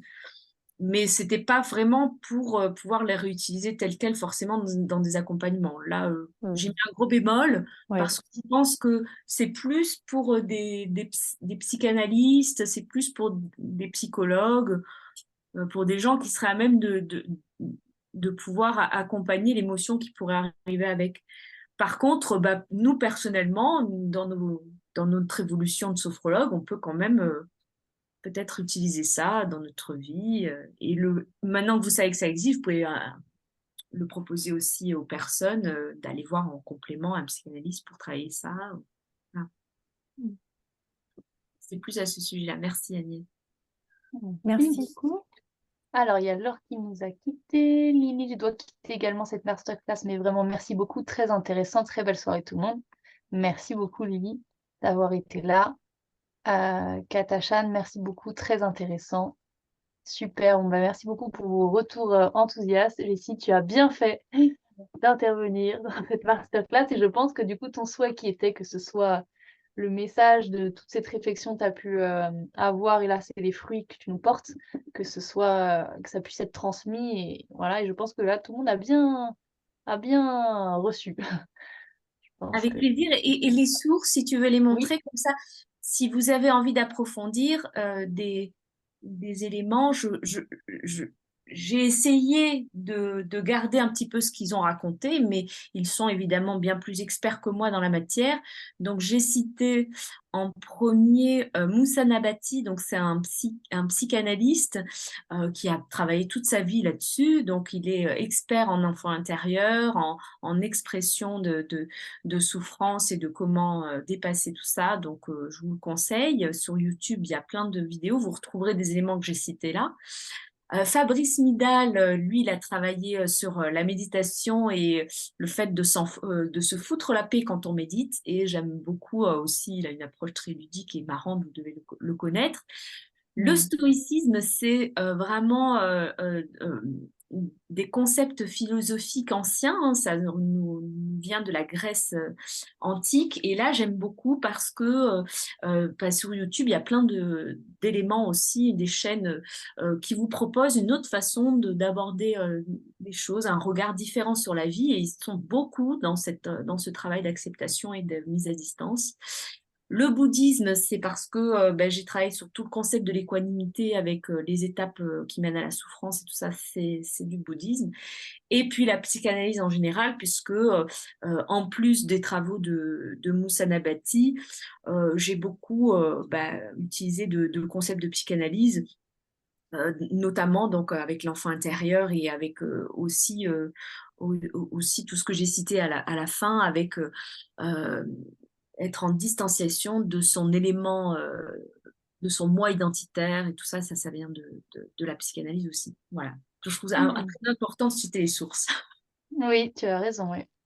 Oui, c'est super voilà, pour continuer d'approfondir et comprendre dans quel contexte s'intègre la connaissance que tu viens de nous transmettre, dans quels endroits du grand champ de la connaissance. Exactement, Ça permet de toujours. faire De toute des façon, ponts, des liens. ça paraît être un sujet très large et très intéressant. Donc, je pense que là, c'est un peu comme si tu avais planté une petite graine. Et je pense qu'après, c'est aussi, voilà, à nous, après, d'aller chercher plus loin si on a envie. Mais c'était vraiment très, très, très intéressant. Donc, j'ai vraiment passé un très bon moment à apprendre tout ça. Et les exercices étaient top. Merci beaucoup, Jessie. Tant mieux, avec plaisir. Je vous souhaite beaucoup de sérénité dans la suite en appliquant tout ça et avec plaisir de se retrouver avec peut-être une prochaine masterclass d'une d'entre vous ou d'un d'entre vous. Je pensais que tu allais reproposer de venir. Ah, bah oui, Déjà un sujet sous la main? Peut-être. Je pourrais revenir avec plaisir. Oh, bah, des sujets, j'en ai tellement, mais Bah oui, c'est ce que je me dis, Ah oui. oui, on veut. voilà. Enfin, je sais pas si tu veux dire un petit mot à la fin. Oui, bah, du coup, je voulais donc voilà, te remercier encore une fois, redire que voilà, donc si on a bien compris ton conseil, c'est qu'on peut refaire ce petit exercice avec nous régulièrement, d'aller voir l'enfant intérieur et que toi, dans ta pratique, ça t'a beaucoup aidé. Donc c'est ce que tu nous conseilles. Et puis, je voulais annoncer oui, pardon? Et vraiment aussi la porte ouverte, l'ouverture à ce qui est au Oui, quotidien, les choses, je leur laisse leur place et en laissant la place, ça va apaiser l'élément de souffrance que je pouvais avoir en boomerang avec, quoi.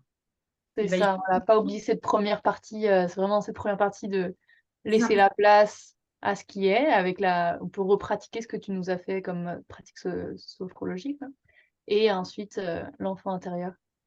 Voilà, régulièrement, des conseils et puis, bah, voilà, je voulais vous annoncer aussi la prochaine masterclass qui aura lieu, et ben, dans pas très longtemps, sans doute le mercredi 13 ou 12 décembre, je sais plus exactement. Ce sera annoncé sur les réseaux sociaux. Soit c'est le mercredi, soit c'est le jeudi et ce sera sur la thématique de l'abondance et la sophrologie. Comment on peut combiner ces 2 thèmes, l'argent, ce sujet un peu tabou et cetera. Voilà, voilà. Et le replay sera posté d'ici demain, normalement, sur la page Facebook Replay les mardis sophrologie, le groupe Facebook, ouais, tout à fait. Merci beaucoup tout le monde et je vous souhaite une très bonne soirée. Merci. Merci, Merci beaucoup. beaucoup. Merci Merci Jessie. beaucoup à tous. Bonsoir. Belle Bonsoir. nuit à toutes. Bonne nuit. Bonne nuit, merci encore. Et merci Jessie, c'était vraiment hyper intéressant. Merci, merci de ta présence. Je quitte mes bisous, c'était trop bien. Est-ce que je raccroche aussi ou est-ce qu'on reste dire un petit mot de la fin? Et ben, alors déjà, je vais hop, arrêter l'enregistrement.